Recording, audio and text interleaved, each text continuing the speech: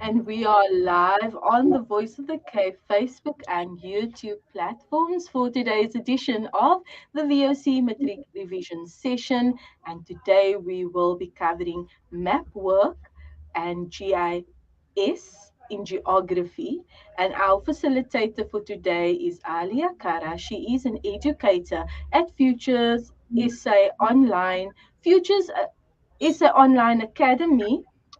I think I just twisted that there because I don't know why I got my wording mixed up there. So maybe just introduce yourself to those who might not know about or is joining the session for the first time today in terms of what you'll be covering and the organization you represent. Okay, so my name is Aalia, and her name is Kara, and I am an educator at Futures Academy Online.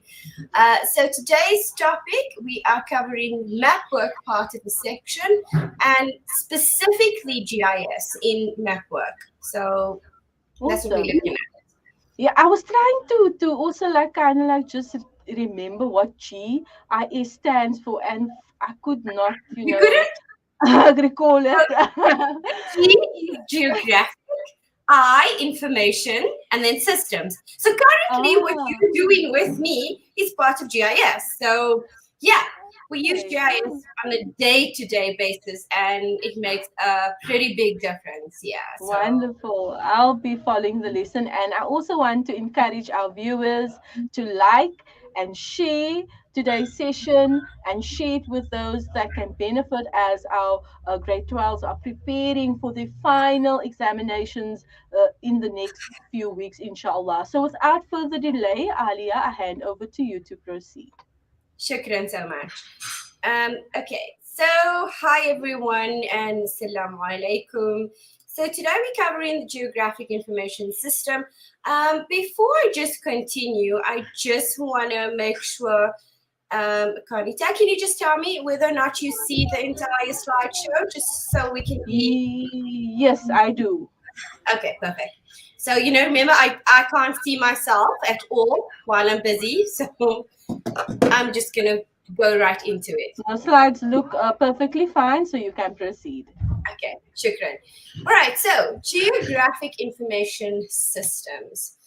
Now, we don't really understand, but our children seem to be having major difficulties actually answering this aspect of the paper. And it's a very simple 8 marks of your paper, but it's in 8 marks that can actually be the difference between your A or the difference between a B symbol, because it's 8 marks. But we just tend to sometimes ignore the section because we say, okay, well, it's only 8 marks. Let me just rather leave it out. Don't do that. GIS is one of the easiest sections in Mapwork. So what exactly is GIS? Firstly, the acronym stands for Geographic Information Systems.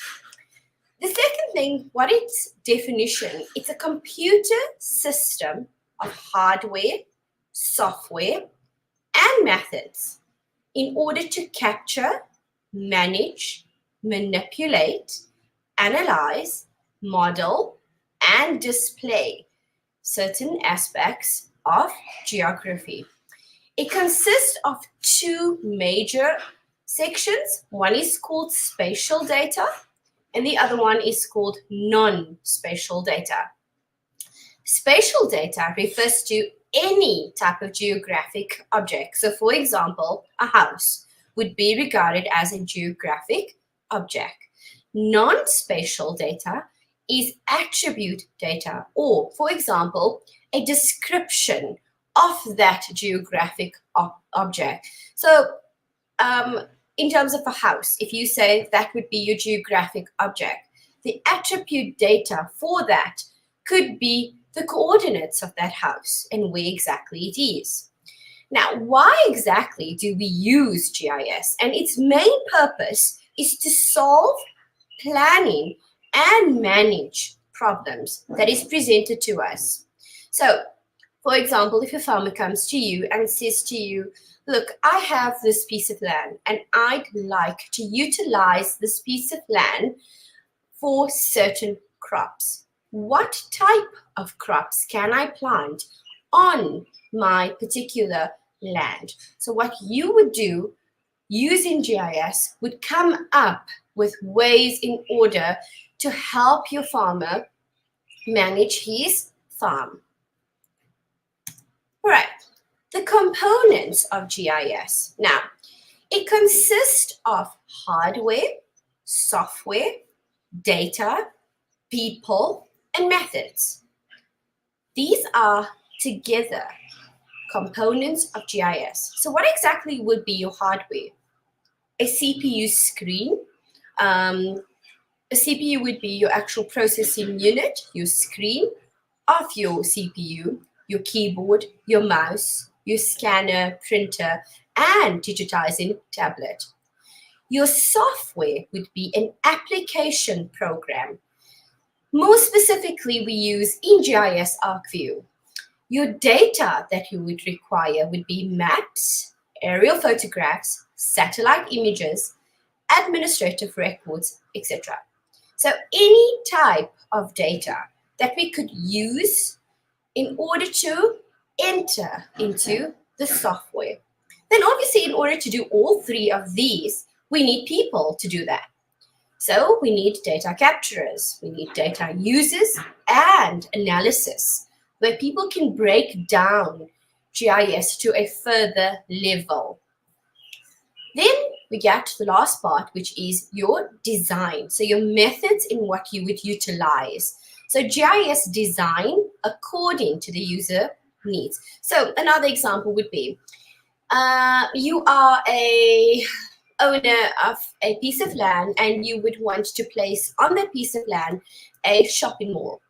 So you would go to an analysis and you would ask them to help you to see whether or not you can place your shopping mall on that piece of land. So they would use certain types of data in order to see whether or not that land is actually viable, whether the land is too soft, whether it needs more infrastructure materials put into place for you to actually build on that land. Will it be feasible for you to actually have a shopping mall in that region?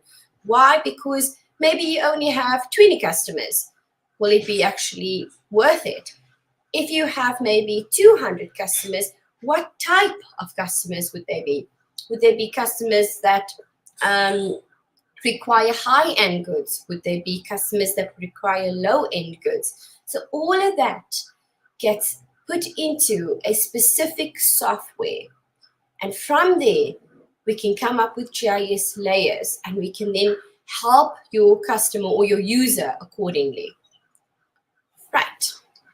One of the big major things that are required in GIS is something called remote sensing. Now, what the word tells you is exactly what it means. Remote, meaning far away, not any type of physical contact.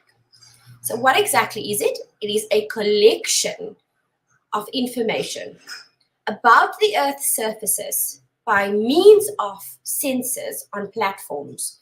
And those particular platforms could be weather balloons, they could be aeroplanes, they could be satellite dishes. And most often what we use is the energy that is actually reflected or radiated from the Earth itself to get to those images, especially satellite images. So we use the energy that is reflected back up into space from the Earth that will give us our actual pictures. The next one, what is a spatial object? A spatial object is any, Kanita, sorry, darling, I think something happened to my slide. Okay, there we go. Sorry about that. A spatial object is, for example, any object that is found on a piece of map. So for example, a house, a reservoir, or a windmill for that matter, a waterfall, rows of trees, all of this would be regarded as spatial objects. Now, in terms of putting that into a geographic understanding, we use certain terminology. And that terminology is very, very basic to understand, but it gives us a proper representation of what we can find on the map. So let's go with the building that we saw on the previous slide. A building would be found on a map as a point, and we call that point a node. A river that will be found on actual ground would be represented on a topographical map in terms of a line, and we call that an arc. Then the last one, an orchard, which is obviously a piece of cultivated land. On a map, we would show it as an area, and we call that in geographic terms a polygon. Now, if we have a look at this particular topographical map here, we are going to break down what we actually see on it. So let's start with the area ones. As you can see, this particular arrow is pointing to an orchard, which is a cultivated piece of land. That would be regarded as an area. This little drawing here is a dam. And how exactly was it represented? It is represented in terms of a polygon, meaning it has a shape to it, which is a semicircle. It has a dam wall, and the rest of it looks like a semicircle. Then a line on the map could be anything. First one that's represented here is the river. The Elands River, as you can see, is a line that is shown on a topographical map. We can also show things like interior roads or artificial roads that are not roads that are main roads, but are probably roads that interconnect from one part of the area to the next part of the area, or maybe in this case here, one piece of cultivated land to the next piece of cultivated land, right? Then points on the map. Oh, here's another line here, which is the R43, which is running all the way down here. That could be another line. There's another line here. If you have a look, this one here, these are called power lines. So the power lines are the long line with the tiny little dot next to it. Okay, then points on a map.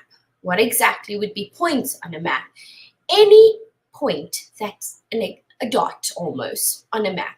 So in this particular case here, they are houses here.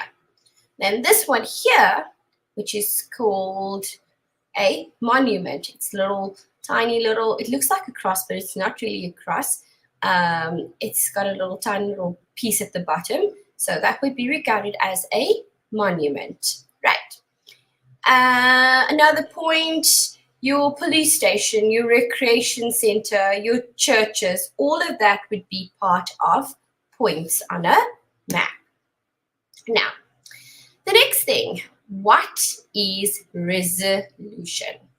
The definition of resolution is the ability of a remote sensing sensor to create a sharp and clear image. So we would break that down further by using these little two blocks here. We would say you get a high spatial resolution and then you get a low spatial resolution. Now, what's the difference? You cannot see anything on a low resolution, whereas on a high resolution, every image pops out very clearly. So in this particular case, you can clearly see that this area is most likely a school, where it has perfect entrance here, it has a courtyard, it has a massive main building, it has another adjacent building on the side, it has enough land on the sides for perhaps any type of recreation. That's the main road that we find there, and that's the entrance from the main road to the parking lot of this particular area. Now, high resolution would have many pixels, but those pixels are small pixels, which makes objects easily recognizable. If it's a low resolution, it will have less pixels and far larger pixels, and objects are completely distorted. So, as I said in the definition, we have two different types of data. And those different types of data is called a spatial data, and the next one would be an attribute data. I told you before, a spatial data is any geographic feature or object, both natural and man-made. So it's any type of data that we find on a map. An attribute data is a characteristic, a description, or information about that spatial data. So let's break it down. In terms of spatial data, we get two types. We get something called raster data, and we get something called vector data. Raster data has pixels, whereas vector data are points, lines, or areas, or nodes, arcs, and polygons. This particular type of data is found on a topographical map, whereas your raster data is found on an orthophoto map. Now, let's look at the difference between your spatial data structures. So, these particular pictures in the center are your real-world spatial objects. The first one is a house, the second one is a road, and the third one is a plantation. So that's a point, that's a line, and that's a polygon. Now let's look at how we look at them in terms of the two different types of data. Remember, I said vector data would be represented on a topographical map. Raster data will be represented on a orthophoto map. In terms of showing us the house, we would show it as two tiny little dots. In terms of the road, we would have the dots, but we would have a line connecting the dots. In terms of the plantation, we would have the dots, but they would be very clearly defined as a polygon or a shape. Now, if you look at the raster, you'll see that they have tiny little grids, and those tiny little grids are your pixels. So the way we represent the house on your raster data would be shade in the entire 2 pixel blocks. The line would be pixel blocks that are also shaded in, but you can clearly see that it's a line. And then your area would be filled out, blacked out lines on your pixels, but clearly showing you again an area. Now, the next one is something called GIS layers. So all spatial data, whether it's vector data, whether it's raster data, are shown in layers. And each layer represents a single entity or a theme. So for example, let's look at this particular picture on the side. A real world would show us buildings, internal roads, plants, a river that's running through it. There's a tiny little bridge here, rows of trees again. And this would be a rural area, a very green area, not that many houses on that area. And it will also show us what exactly it's used for. So in this particular instance, it was used for cultivated pieces of land adjacent to it. Now, we can break this picture down into layers. So I want you to picture the following. So for example, you have the real world picture. You have a photograph or a topographical map of it. And you take transparencies and you start placing the transparencies on top of this real world. But each transparency, you would only trace out certain parts. So the first transparency, perhaps you trace out how the land is used. So the different shades, the gray would represent built up area, the dark green would represent cultivated pieces of land, the blue would show rivers or water systems, the lighter green would show perhaps areas of greenery in that region. Next layer that we could actually we could show that, okay, so in this particular case here, the red would be much higher as opposed to all the other layers here. So we could represent that. Then we could represent street patterns that we find. So it's zigzag here, and then it goes a whole lot of curves on this particular area, so we could actually represent those. And then maybe, for instance, this particular person that is utilizing this GIS layers wanted to know what type of clients that they would find within this region. So we would represent customers in another layer. So if I take all of these layers and I put them on top of each other, eventually I'm supposed to get to the exact same diagram here at the bottom, right? So when we say GIS data layers, this particular characteristic enables a GIS to manipulate, integrate, and query data. So we can use all of this to our own liking to figure out new things. Sorry about that. So what exactly is data manipulation and analysis from the previous slide? Data can be manipulated. That means that we can edit and process data to be analyzed eventually by a GIS user. We can transform one map projection to another projection. And then we can take that data and we can transform that data from raster to vector, or from vector data to raster data. So there's many things that we can actually do, where we first of all take it, we process it, we edit it, and then we transform it. And then we can eventually convert that particular data. Data integration. Integration of data involves combining two or more data layers in order to make a new one. So, for example, shucks. So, for example, just go here and just go back one more. Right. So, say for example, we're looking for a customer base clientele. So we would take the customer layer and we would take the land usage layer. We would combine the two, and we could come up with a third layer that would depict to us whether or not we would have high order goods or low order goods.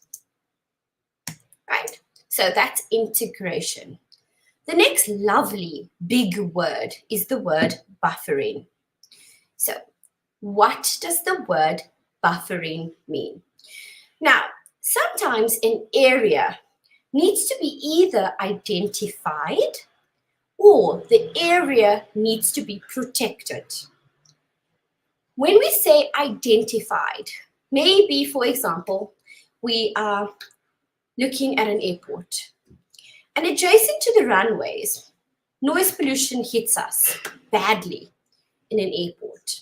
So we would take a buffer zone, we would draw an area around it, and we will say that that is a noise buffer. So nothing can be built within this particular region. So say, for instance, it's 500 meters on either side of the runway. Nothing can be placed on this particular part of the runway. Why? Because it's a buffered zone. But besides that, the reason for it being a buffered zone is because to help protect against noise. The second thing that we could use a buffer zone for is, for example, a piece of land that needs to be protected. So, for example, a nature reserve. We need to protect a nature reserve. Why? Because people have a tendency of just building anywhere and everywhere. And if we have this buffer zone around that particular reserve, people will not be allowed to use it. They will not be allowed to actually get access to that nature reserve. Another one that we would use a buffer zone for would be a dangerous area. So mine areas, most likely. We have excavation sites all over mine areas. And so they are very dangerous regions, maybe because of chemicals that are used and are just dumped over, or maybe what actually is found on the inside of the mines and they're used as mining dumps. We would have all of this on the site of that actual excavation. So we buffer that whole region in order to protect the land from people entering it. Most often, a buffer zone could be a simple fence in real life, but on a map, it is often demarcated. In this instance, you see it's yellow, but on a normal topographical map, you would see it as a thick green line. Right, so now let's GIS together. If we have a look at, again, this little picture of a typical topographical map of South Africa, we are talking about Stanford in this particular case. It has a whole lot of things that we can use. So let's just go quickly through them. The brown lines represent our contour lines. The red, in this instance, represents our roads. The blue is our river system. Other blue is our dams. The dark black is our houses, right? Dark black little blocks, our houses. And the dark gray areas also would be our residential regions. Sorry, this particular ones, I'm so sorry about that. Your dark gray, your black here in this instance is your industrial regions. So things that are probably used in terms of an industry, okay? Or bigger buildings as opposed to residential areas. Anything else that I'm missing out on? Oh, yes. This particular pieces here, the ones with the two lines, are all your cultivated pieces of land, and the circles all along here would be your trees, right? So we have now understood the idea of points, lines, and polygons, right? So the cultivated pieces of land would be our areas or polygons.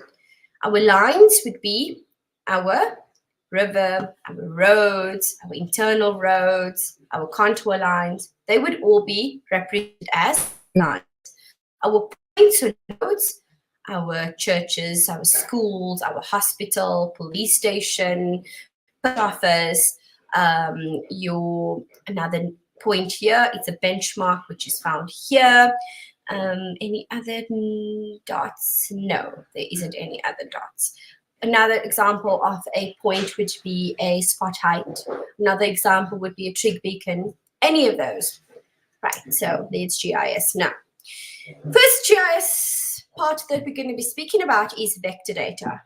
So what exactly is your vector data? It's the exact same Stanford map, and I break it down. So remember I told you initially when we represent them first by dots and then identified by either a line, a dot, or an area, right? Now, we need this data in order to get the rest of the data. So to put together a raster data, we need the vector data and vice versa. Right, so the vector data now, the raster data now. Remember I said to you, raster data belongs to pixels. So I take the same Stanford map and I grid it into tiny little pixels. And then I manipulate that particular data and I start to shade in the areas that I require. So the first one here was my road. So that road that I'm talking about here, there's my road here. That's the second part of my road here. That's the second part of my road here. This particular one here was this tiny little building here. I represented it in terms of a shaded out pixel block. My whole cultivated piece of land here, I represented it in shading out one entire section of pixels according to the shape of that particular cultivated land on a topographical map. Right. If I have to take this map here and place it upon this one, I'm supposed to get the exact same areas eventually. Right? So what did I do? I manipulated data in order to create another map. Now, as we were speaking about spatial data, we spoke about something called attribute data. Now, what exactly is attribute data? So I'm going to give you a specific. I'm going to use this example here of the hospital. So I'm going to go here and let's look at this one here. So I'm going to just shade this in here. And that's my highlighter. And this area here. Right. So I said my spatial data is a geographic object. So this geographic object is my hospital. Now, what do I want? I want attribute data of that hospital. So the first attribute data that I could use is the name of the hospital. Sorry, I don't know why I have that. I just need to erase it. Sorry. Go. And I'm just going to use my laser pointer. So the name of the hospital. The second attribute that I could use is the street address of that hospital. So the name of my hospital is Seaview General Hospital. The address of that hospital is Cam Street, Stanford. Then the next thing that I could use is the number of doctors. So the number of doctors is 6. That is found in this particular hospital. The number of nursing staff could be another attribute, and that's 24. And then the last attribute that I could give to this particular hospital is the number of beds that I found. Now, from this attribute data, I can tell you already that this is not a big hospital. It only has 6 doctors. It only has 24 staff members, and it only has 60 beds. So that means that Stanford is not a very large area. So I cannot regard it as a proper urban region. See how easy it is just from the attribute data to pick up more information. So how exactly do I use GIS? So in paper 2, we found that a lot of problems is used in terms of your settlement for GIS, because it's easy to use the data layers for paper 2 as opposed to using it for paper 1.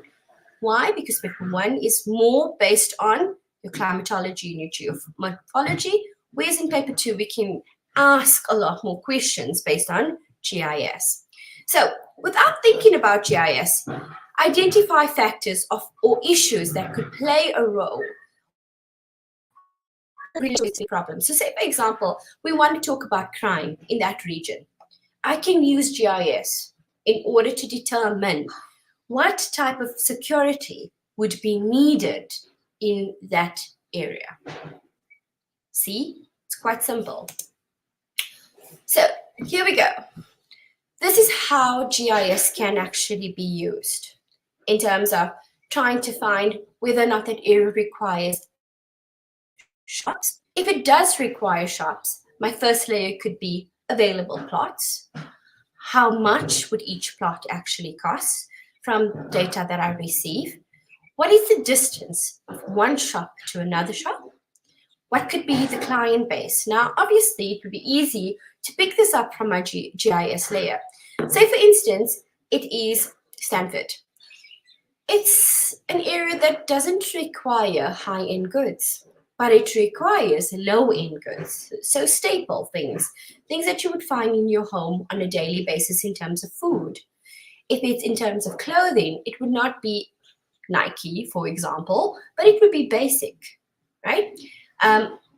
Whether or not that area requires maybe a discount, a massive place that you could get every single item of necessity underneath, or whether or not it just needs a tiny little spaza shop.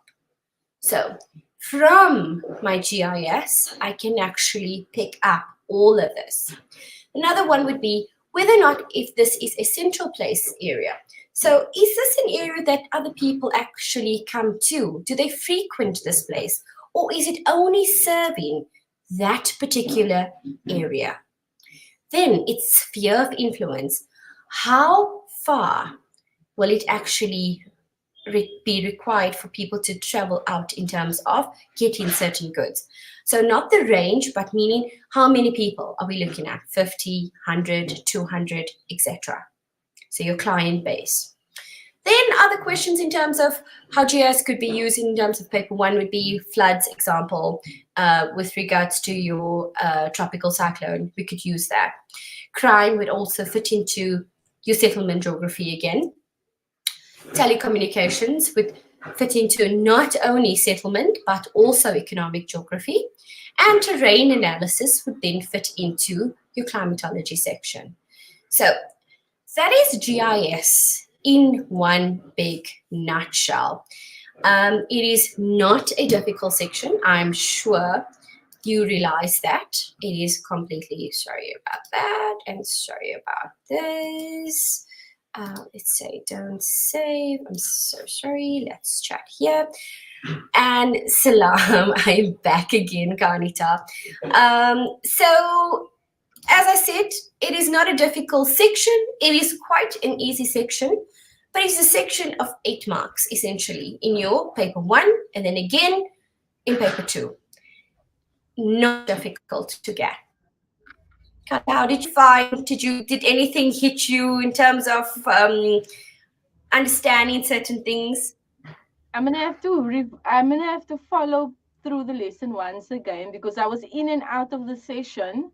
No problem. Yeah. So because for in some parts of the session, it seemed like it was buffering, but I think it's probably just my phone that's done that. But alhamdulillah, yeah, it kind of like brings, I kind of like remember some things, but I think a lot has changed in like 20 years because that's like, yeah.